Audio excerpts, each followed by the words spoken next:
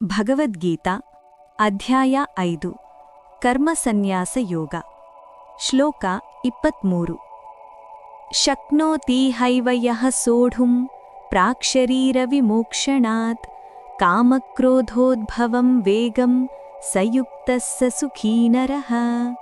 ಕನ್ನಡ ಅನುವಾದ.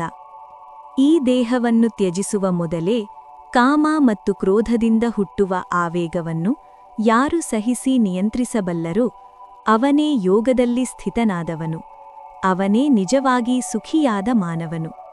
ಅರ್ಥ: ಮುಕ್ತಿ ಅಂದರೆ ಮರಣಾನಂತರ ದೊರೆಯುವ ಅನುಭವ ಮಾತ್ರವಲ್ಲ, ಅದು ಈ ಜೀವಿತದಲ್ಲಿಯೇ ರೂಪುಗೊಳ್ಳುವ ಸ್ಥಿತಿ.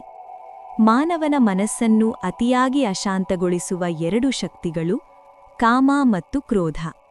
ಇವುಗಳು ಉದಯಿಸಿದಾಗ ಬುದ್ಧಿ ಮಂಕಾಗುತ್ತದೆ, ವಿವೇಕ ಕುಂತಾಗುತ್ತದೆ ಮತ್ತು ಶಾಂತಿ ಹಾಳಾಗುತ್ತದೆ.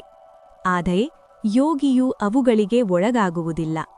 ಅವನು ಅರಿವಿನ ಮೂಲಕ ಅವುಗಳ ಆವೇಗವನ್ನು ಸಹಿಸುತ್ತಾನೆ ಮತ್ತು ನಿಯಂತ್ರಿಸುತ್ತಾನೆ ಎಂದು ಈ ಶ್ಲೋಕದಲ್ಲಿ ಶ್ರೀಕೃಷ್ಣನು ಹೇಳುತ್ತಾರೆ.